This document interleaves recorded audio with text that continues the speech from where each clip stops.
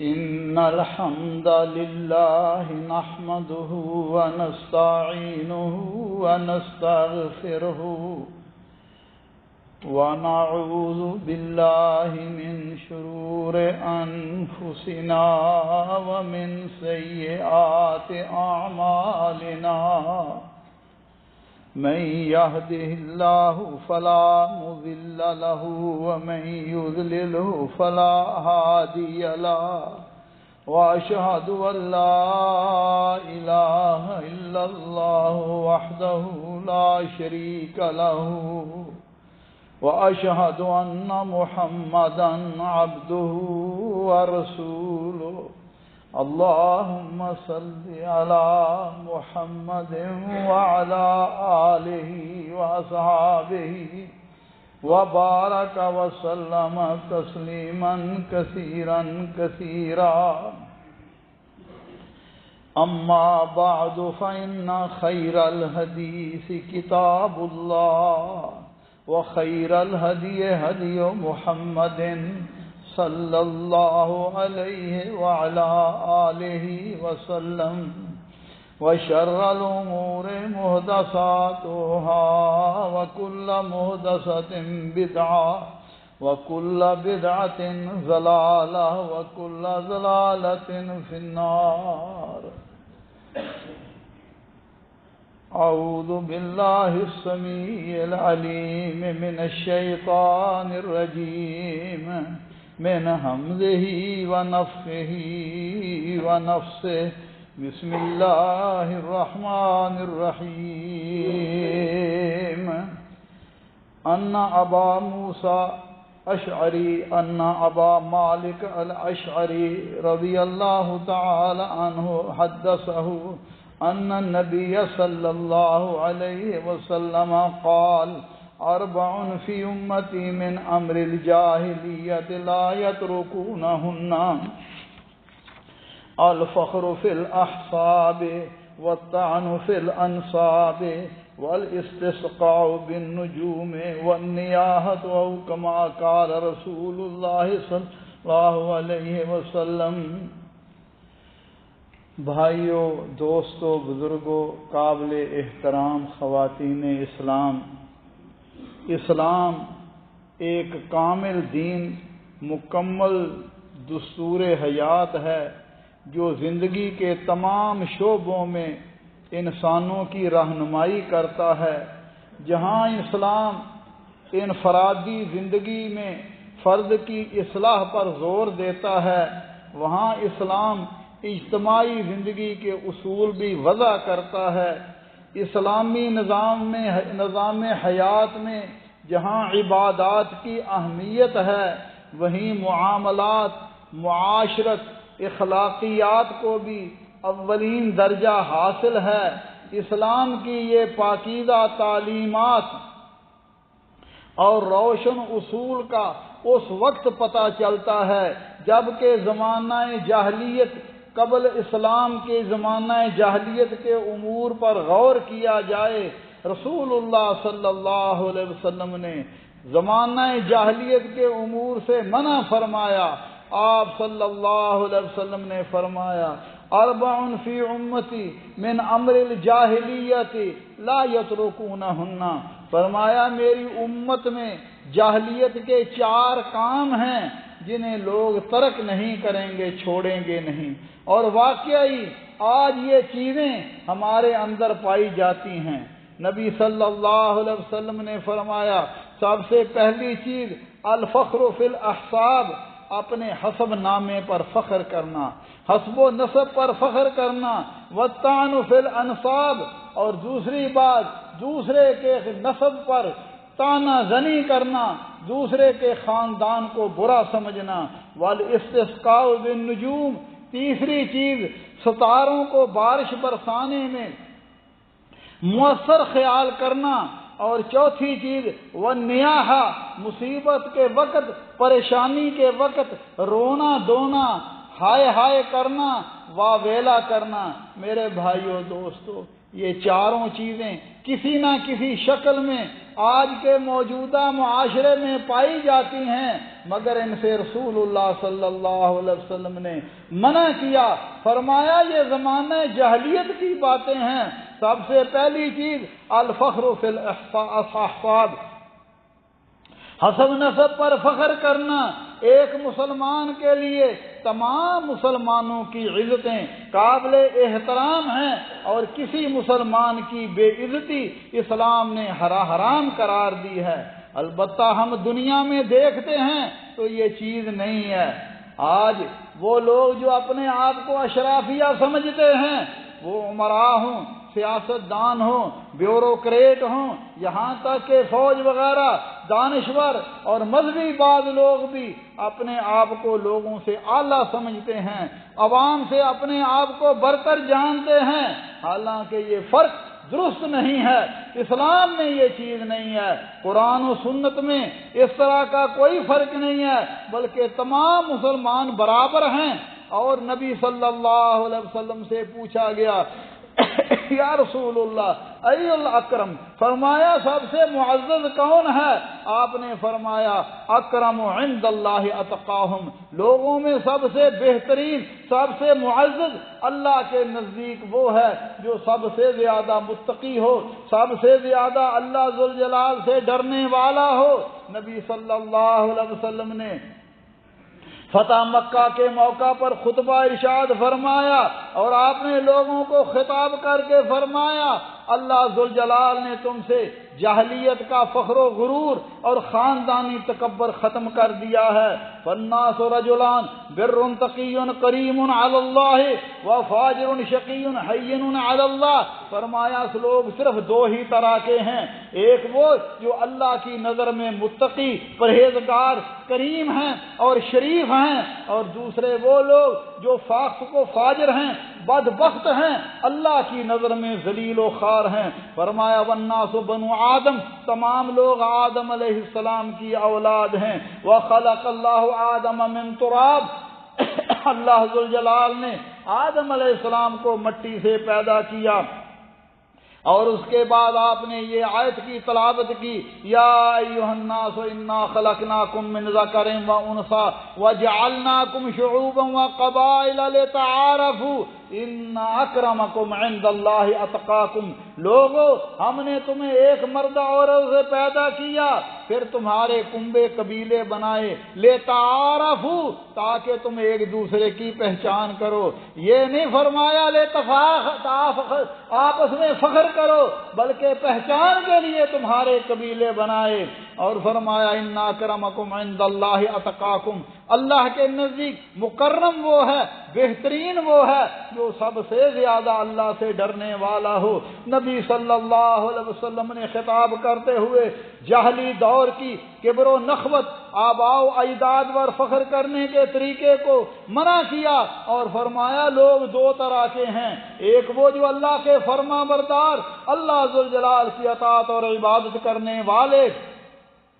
دنیا میں بے شک ان کا حسب و نسب کوئی نہ بڑا ہو، کمزور حسب و نسب کے مالک ہوں، غریب ہوں، مسکین ہوں اور غلام ہوں، لیکن چونکہ وہ اللہ کے بندے، اللہ سے ڈرنے والے ہیں، لہذا اللہ کے نزدیک وہ اعلیٰ اور مکرم ہیں۔ اور دوسرے وہ لوگ جو کافر ہیں، فاسق و فاجر ہیں، گناہ گار ہیں، بے شک دنیاوی امور میں وہ اعلیٰ ان کا مقام اور مرتبہ ہے، دنیا کی حکومت، دنیا کی سلطنت، دنیا کی طاقت، دنیا کی چوکر ان کے پاس ہے، لیکن اللہ کے نزدیک ان کی کوئی حیثیت نہیں ہے۔ نبی صلی اللہ علیہ وسلم نے فرمایا یاتی یوم القیامت رجل سمین عظیم لا یدن عند اللہ جناح بعوضہ، قیامت کے دن ایک بڑا ہی موٹا تازہ آدمی اللہ کی عدالت میں لایا جائے گا، لیکن چونکہ اس کے پلے ایمان نہیں ہے، اعمال صالحہ نہیں ہیں، اللہ کے نزدیک اس کی قدر مچھر کے پر جتنی بھی نہیں ہے۔ اور اس لیے میرے بھائیو، فرمایا تم آدم علیہ السلام کی اولاد ہو اور انہیں مٹی سے پیدا کیا، اس لیے مٹی سے پیدا ہونے والے انسان کو تکبر، خود پسندی کا شکار نہیں ہونا چاہیے، یہ اس کے لیے لائق نہیں ہے۔ لیکن آج موجودہ دور میں قوم، وطن، نسل، رنگ اور زبان یہ لوگوں نے بنا لیے ہیں، اور معاذ اللہ ثم معاذ اللہ لوگ ان کی پوجا کرتے ہیں، میں فلاں خاندان کا ہوں، میں فلاں نسل سے تعلق رکھتا ہوں۔ کوئی اپنے آپ کو اعلیٰ نسل کا سمجھتا ہے، جناب میں سید ہوں، فاروقی ہوں، سادات ہوں، لیکن میرے بھائیوں اللہ ذوالجلال نے یہ تمام چیزیں فرمایا لے تعارفوا، تاکہ تم ایک دوسرے کی پہچان کرو، خاندان کا پتہ ہو۔ ایک ہی نام کے دو شخص ہیں، ان کے والد کا نام بھی ایک ہے، لیکن قبیلے کی وجہ سے ان کی پہچان ہوتی ہے۔ لیکن فرمایا تم میں متقی وہ جو متقی ہے وہ اللہ کے نزدیک ہے۔ نبی صلی اللہ علیہ وسلم نے حجۃ الوداع کے موقع پر فرمایا لا فضل علی عربی علی العجمی، کسی عربی کو کسی اجمی پر کوئی فضیلت نہیں، کسی کالے کو کسی گورے پر کوئی فضیلت نہیں ہے۔ فرمایا تم میں بہتر وہ ہے جو سب سے زیادہ اللہ سے ڈرنے والا ہے۔ کلکم من آدم و آدم من تراب، تم سب آدم علیہ السلام کی اولاد ہو اور وہ مٹی سے پیدا ہوئے۔ فرمایا دوسری چیز والطعن فی الانساب، حضرت ابو ہریرہ رضی اللہ تعالیٰ عنہ بیان فرماتے ہیں رسول اللہ صلی اللہ علیہ وسلم نے فرمایا اثنان فی الناس ہما بہم کفر، فرمایا دو چیزیں یہ زمانہ کفر کی عادتیں لوگوں میں ہیں، الطعن فی النسب والنیاحۃ علی المیت، فرمایا کسی کے نسب پر طعن کرنا، اپنے آپ کو فخر سے اعلیٰ سمجھنا، ہم اعلیٰ خاندان سے ہیں، ہم بڑے خاندان سے ہیں۔ اور میرے بھائیو صحابہ کرام میں دیکھیے ان میں یہ چیزیں نہیں تھی۔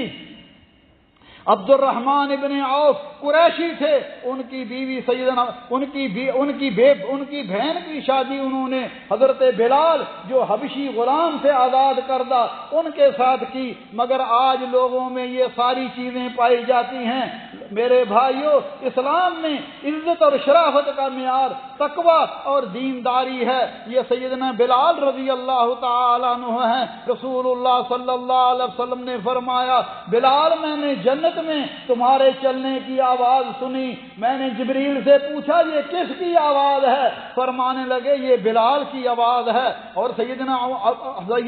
عمر فاروق رضی اللہ تعالیٰ عنہ کے دروازے پر کبھی بلال آتے، آ کر دستک دیتے، یا امیر المومنین بلال علی الباب، بلال آپ کے دروازے پر ہے۔ سیدنا عمر بھاگتے ہوئے آتے، کیا کہتے؟ سیدنا بلال، سیدنا بلال، ہمارے سردار بلال آ گئے، ہمارے سردار بلال آ گئے۔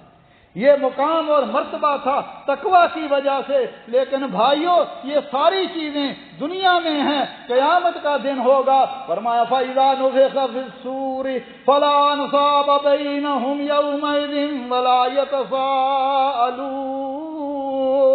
اس دن ساری رشتہ داری، ساری قرابتیں ختم ہو جائیں گی اور ایک دوسرے سے سوال بھی نہیں کریں گے۔ اسی طرح نبی صلی اللہ علیہ وسلم نے فرمایا والاستسقاء بالنجوم، ستاروں کو بارش برسنے سے مؤثر خیال کرتے۔ سیدنا عبداللہ ابن عباس رضی اللہ تعالیٰ عنہ فرماتے ہیں رسول اللہ صلی اللہ علیہ وسلم نے فرمایا من اقتبس رجل علما من النجوم، فرمایا اکتسب شعبۃ من السحر وما زاد، فرمایا جس نے علم نجوم سیکھا اور فرمایا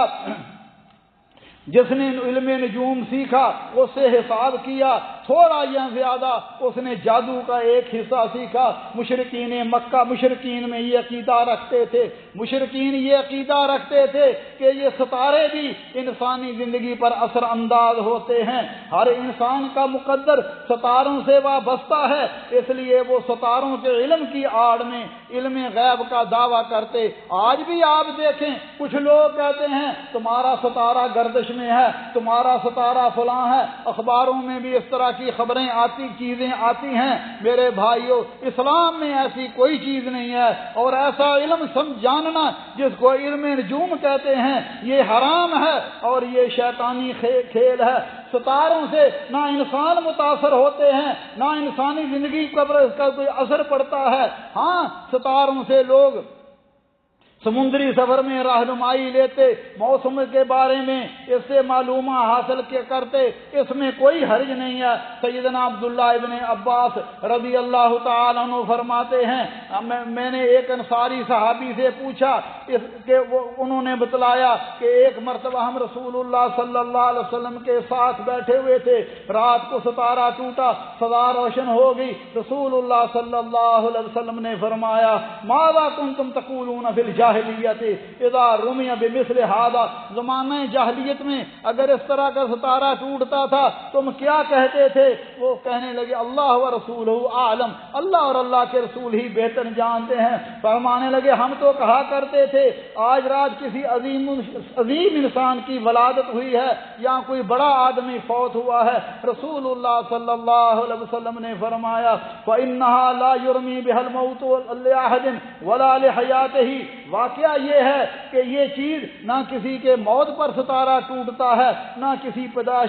के पैदाइश पर। फरमाया, वलाकिन रब्बुना तबारक व तआला इस्मुहु, हमारे रब ताला जिसका नाम बरकत वाला है, ऊंचा वाला है, जब किसी काम का अल्लाह फैसला करते हैं तो उससे नीचे आसमान के फरिश्ते तस्बीह करते हैं, यहाँ तक कि वो तस्बीह आसमानी दुनिया तक पहुंच जाती है। फिर हामिलीन अर्श के करीब फरिश्ते हामिलीन से पूछते हैं, तुम्हारे परवरदिगार ने क्या फरमाया? वो उन्हें बतलाते हैं उसने क्या फरमाया। फिर मुख्तलिफ आसमानों से पूछते हुए हत्ता यबलुगल खबरु हाज़िहि समाअ दुनिया, यहाँ तक कि आसमान दुनिया पर यह खबर पहुंच जाती है तो जिन में जल्दी होती है वो उसमें कुछ ना कुछ खबर को उचक लेते हैं, फिर अपने कहनों को जादूगरों को बतलाते हैं और उन्हें सितारे के जरिए निशान बनाया जाता है और वो कहन उसमें 100 झूठ मिलाकर आगे उसको फैलाते हैं और लोग समझते हैं देखो जी फलां ने जो पेशीन गोई की है वो बिल्कुल सच है, हालांकि ये बात गलत है। नबी सल्लल्लाहु अलैहि वसल्लम ने फरमाया खाफु अला उम्मती बादी खसलतैन, मैं अपनी उम्मत से 2 चीज़ों के बारे में डरता हूँ कि मेरे बाद वो ये काम करेंगे। सबसे पहली चीज़ तकदीर को जुटलाएंगे और सितारों के इल्म की तस्दीक करेंगे। और नबी सल्लल्लाहु अलैहि वसल्लम ने फरमाया कुर्बे क़यामत मुझे अपनी उम्मत में जिस चीज़ का ज़्यादा खदशा है, ज़्यादा खौफ है, ये कि वो सितारों पर ईमान लाएंगे, ईमान बिन नजूम व तकज़ीब बिल क़द्र। फरमाया सितारों पर ईमान लाएंगे, हाँ जी फलां सितारे की वजह से फलां बाबा जी ने ये कहा था तेरा सितारा आजकल वहाँ है, ये है, तेरा सितारा अच्छा है, तेरा सितारा बुरा है, उस पर ईमान लाएंगे, तकदीर को जुटलाएंगे और हुक्मरानों का जुल्म करना। हजरत ज़ैद बिन खालिद जोहनी फरमाते हैं हुदैबिया के दिन नबी सल्लल्लाहु अलैहि वसल्लम ने फजर की नमाज पढ़ाई और आपने सहाबा को फरमाया माज़ा क़ाल रब्बुकुम, तुम्हें मालूम है तुम्हारे रब ने क्या कहा? सहाबा ने अर्ज किया अल्लाह व रसूलुहु आलम, अल्लाह और अल्लाह के रसूल ही बेहतर जानते हैं। फरमाया अल्लाह मालिक फरमाते हैं अस्बह मिन इबादी मोमिनुन बी व काफिरुन, फरमाया आज मेरे बंदों में कुछ लोग मोमिन हुए और कुछ काफिर हो गए। जिन्होंने कहा ये बारिश अल्लाह के फजल से हुई है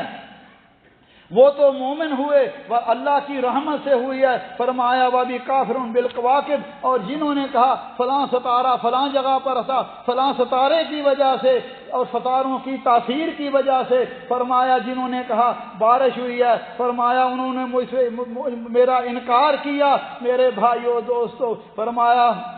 उन्होंने मेरा इनकार किया। इससे मालूम हुआ कि जो शख्स मौसमी हालात में सितारों की तासीर का कायल हो वो अल्लाह जुल जलाल से कुफर करने वाला है। इसी तरह लोग नजूमियों के पास जाते हैं, कहनों के पास जाते हैं और जाकर अपना हाथ दिखलाते हैं कि हमारी किस्मत में क्या है। नबी सल्लल्लाहु अलैहि वसल्लम ने फरमाया ये बहुत बड़ा जुर्म है। मन आता अर्राफन फसालहु अन शैइन लम तुक़बल लहु सलातु 40 लैला, जो किसी काहन किसी पामिस नजूमी के पास जाकर किसी चीज के बारे में सवाल करे, फरमाया اللہ اس کی 40 دن کی نماز قبول نہیں کرتا۔ دوسری حدیث میں آپ نے فرمایا فقد کفر بما انزل علی محمد، ایسے شخص نے تو محمد کریم صلی اللہ علیہ وسلم کی شریعت سے انکار کر دیا۔ لہذا میرے بھائیو دوستو، مومن ہر حال میں اللہ ذوالجلال پر ہی توکل کرتا ہے، اللہ پر ہی بھروسہ کرتا ہے۔ وعلی اللہ فلیتوکل المؤمنون، فرمایا مومنوں کو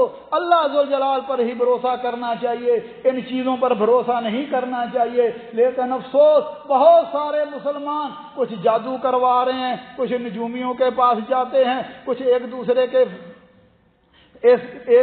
کے انصاب کو، ایک دوسرے کے نسب سے اپنے آپ کو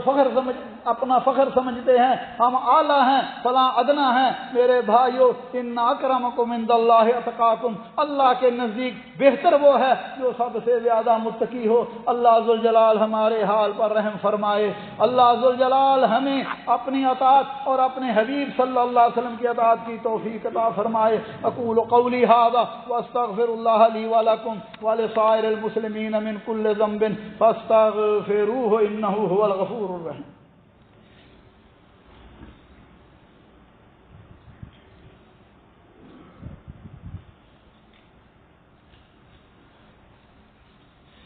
الحمد للہ وسلام علی عبادہ الذین اصطفیٰ، اشہد ان لا الہ الا اللہ وحدہ لا شریک لہ واشہد ان محمدا عبدہ ورسولہ صلوات اللہ ربی وسلام علیہ۔ چوتھی چیز نبی صلی اللہ علیہ وسلم نے فرمایا والنیاحہ، مصیبت کے وقت رونا دھونا، ہائے ہائے واویلا کرنا۔ میرے بھائیو دوستو، دنیا میں پریشانیاں آتی ہیں، مصیبتیں آتی ہیں، شروع سے لے کے آج تک، اور یہ قیامت تک سلسلہ جاری رہے گا۔ نبی صلی اللہ علیہ وسلم نے فرمایا عجبا لامر المومن ان امرہ کلہ خیر، فرمایا مومن کا معاملہ بڑا ہی عجیب ہے، اس کے ہر معاملے میں خیر اور بھلائی ہے۔ فرمایا اللہ ذوالجلال کی طرف سے اسے سکھ ملتا ہے، نعمت ملتی ہے، اللہ کا شکر کرتا ہے اور یہ اس کے لیے بہتر ہے۔ تکلیف آتی ہے، مصیبت آتی ہے، پریشانی آتی ہے، صبر کر کے پھر بھی یہ اللہ کی رضا کو حاصل کر لیتا ہے۔ اس لیے مصیبتیں آئیں، تکلیفیں آئیں تو مومنوں کا کیا شعار ہے، انا للہ و انا الیہ راجعون،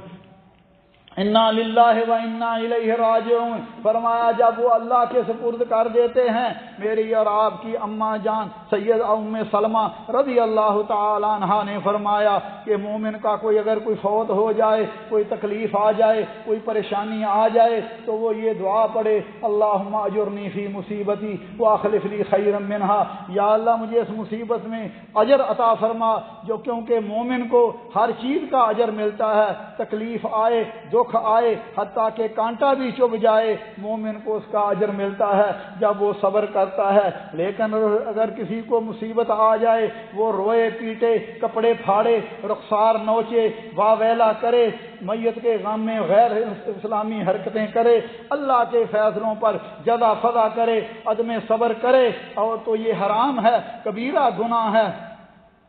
فضیل بن عیاض رحمۃ اللہ علیہ کا نوجوان بیٹا فوت ہو گیا،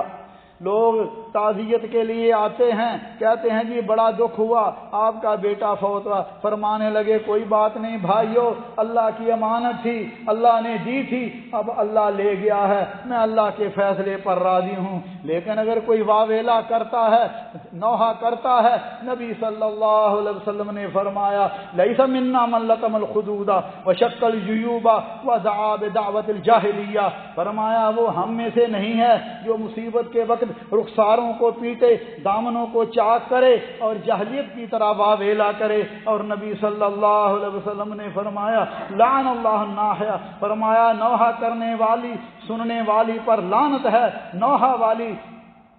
جو نوحہ سننے کا ارادہ قصد کرتی ہے، اسے نوحہ اچھا لگتا ہے، مصیبت کے وقت اس فعل سے اجتناب کرنا چاہیے اور ثواب کی نیت سے انسان کو صبر کرنا چاہیے، کیونکہ یہ تکلیفیں، یہ مصیبتیں انسان کے لیے انسان کے گناہوں کا کفارہ بن جاتی ہیں اور اس کی نیکیوں میں اضافہ ہو جاتی ہیں۔ ہاں اگر تکلیف آتی ہے، پریشانی آتی ہے، آنکھوں سے آنسو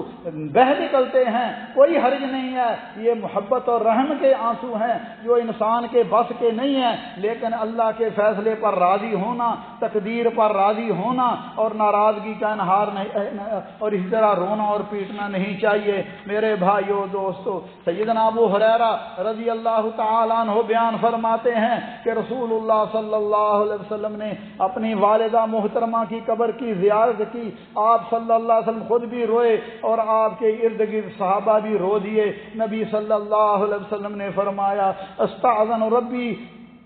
انا استغفر لها فلم یؤذن لی، فرمایا میں نے اپنے رب سے اجازت مانگی تھی میں اپنی والدہ کے لیے مغفرت کی دعا کروں، مغفرت طلب کروں، مجھے اجازت نہیں دی گئی۔ پھر میں نے اپنی والدہ کی قبر کی زیارت کی اجازت طلب کی، اللہ ذوالجلال نے مجھے اجازت دے دی۔ لیکن اگر رونے کے ساتھ گال نوچنا، رخسار پیٹنا، کپڑے پھاڑنا، اللہ کے تقدیر اور فیصلوں پر ناراضگی کرنا تو یہ جائز نہیں ہے۔ امام نووی رحمۃ اللہ علیہ فرماتے ہیں جیسا کہ میت کا نام لے لے کر لوگ نوحہ کرتے ہیں، روتے ہیں، سینہ کو بھی کرتے ہیں، رخسار پیٹتے ہیں، بال نوچتے ہیں، ہلاکت اور تباہی کی بد دعائیں کرتے ہیں، تمام فقہا کے نزدیک یہ کام حرام ہے اور بعض علماء نے اس پر اجماع بھی نقل کیا ہے۔ نبی صلی اللہ علیہ وسلم نے فرمایا جب کوئی قریب المرض فائدہ وجب فلا تبکین باقیہ، جب کوئی قریب مرض فوت ہو جائے تو اس پر مت رو، اس سے مراد یہ ہے چیخ و پکار نہ کرو، آنکھوں سے آنسو جاری ہو جانا، دل کا غم زدہ ہو جانا، سنت سے اس کا جواز ملتا ہے۔ اور شیخ ابن باز رحمۃ اللہ علیہ فرماتے ہیں ایسے معاملات میں انسان کو صبر کر کے ثواب کی امید رکھنا چاہیے، اور نبی صلی اللہ علیہ وسلم نے فرمایا النائحۃ اذا لم تتب، فرمایا قبل موتہا، فرمایا نوحہ کرنے والی عورت، ہمارے ہاں تو بعض اوقات نوحہ کرنے والی کرائے پر بھی عورتیں آ جاتی ہیں جن کا کام ہی رونا پیٹنا اور رلانا وغیرہ ہوتا ہے، ایسی عورت اور ایسے لوگ جو اس طرح کے کام کرتے ہیں، خواہ وہ گھر کے لوگ ہوں یا باہر کے لوگ ہوں، نبی صلی اللہ علیہ وسلم نے فرمایا نوحہ گر خاتون اگر اپنی وفات سے پہلے توبہ نہیں کرتی، فرمایا تو کام یوم القیامت وعلیہا سربال من قطران ودرع فی جرب، قیامت کے دن اسے تارکول کی چھوٹی قمیص پہنائی جائے گی اور خارش کی لمبی قمیص پہنائی جائے گی۔ میرے بھائیو دوستو، نوحہ یہ ہے کہ بلند آواز سے بیان کرنا۔ آپ صلی اللہ علیہ وسلم نے فرمایا انا بریء من الصالقہ والحالقہ والشاقۃ، فرمایا میں حالقہ سے سالقہ سے، فرمایا وہ حالقہ وہ عورت جو مصیبت کے وقت اپنے بال نوچے یا منڈوا دے، شاقہ ایسی عورت جو مصیبت کے وقت اپنا گریبان چاک کرے، اور سالقہ ایسی عورت جو مصیبت کے وقت چیخ و پکار کرے۔ ان تمام چیزوں کا تعلق جدا فضا سے ہے، کوئی بھی کرے، مرد ہو یا عورت ہو، ہمیں اس سے بچنا چاہیے اور اللہ کی تقدیر پر انسان کو راضی رہ کر انا للہ و انا الیہ راجعون کثرت سے پڑھنا چاہیے۔ فرمایا مصیبتیں آتی ہیں وَلَنَبْلُوَنَّكُمْ بِشَيْءٍ مِّنَ الْخَوْفِ وَالْجُوعِ وَنَقْصٍ مِّنَ الْأَمْوَالِ وَالْأَنفُسِ وَالثَّمَرَاتِ وَبَشِّرِ الصَّابِرِينَ الَّذِينَ إِذَا أَصَابَتْهُمْ مُصِيبَةٌ قالوا انا للہ وانا الیہ راجعون اولئک علیہم صلوات من ربہم ورحمہ واولئک هم المہتدون۔ اللہ ذوالجلال ہمارے حال پر رحم فرمائے اور اللہ ذوالجلال ہمیں ان کاموں سے بچنے کی توفیق عطا فرمائے۔ جب تک دنیا میں زندہ رہیں اللہ اسلام اور ایمان پر زندہ رکھے، اور جب ہماری موت آئے اللہ مسلمان کر کے مارے، اور اپنے حبیب صلی اللہ علیہ وسلم اور آپ کے پاک باز صحابہ کی جنت میں رفاقت نصیب فرمائے۔ ربنا ظلمنا انفسنا وان لم تغفر لنا وترحمنا لنكونن من الخاسرين۔ اللهم انك عفو تحب العفو فاعف عنا اللهم فاطر السماوات والأرض أنت ولينا في الدنيا والآخرة اللهم توفنا مسلمين والحقنا بالصالحين اللهم أرنا الحق حقا وارزقنا اتباعا وأرنا الباطل باطلا وارزقنا اجتنابا رب کریم غفور رحیم اللہ ہمارے حال پر رحم فرما یا اللہ ہمیں بھی ہمارے بیماروں کو شفاء کاملہ عاجلہ عطا فرما یا اللہ ہمارے والدین پر رحم فرما جیسے انہوں نے بچپن میں ہم پہ رحم کیا ان میں جو زندہ اللہ انہیں صحت و عافیت ایمان عطا فرما اور ان کی خدمت کر کے جنت حاصل کرنے کی توفیق عطا فرما ان کی دعاؤں کا ہمیں حقدار بنا اور یا اللہ جو تیرے پاس چلے گئے ہیں اللہ ان کی مغفرت فرما یا اللہ جتنے بھی مرد مسلمان عورتیں حالت ایمان میں اس دنیا سے چلیں گے اللہ سب کی قبروں کو جنت کے باغ بنا یا اللہ جہاں جہاں مسلمان مجبور ہیں مقہور ہیں غزہ میں کشمیر میں جہاں جہاں مسلمانوں پر ظلم ہو رہا ہے اللہ مسلمانوں کے مالوں جانوں عزتوں کی حفاظت فرما عباد اللہ رحمکم اللہ ان اللہ یامر بالعدل والاحسان وایتاء ذی القربى وینہی عن الفحشاء والمنکر والبغی لعلكم تذكرون اذكروا الله يذكركم وادعوه يستجب لكم ولذكر الله أكبر والله يعلم ما تصنعون واقم السلام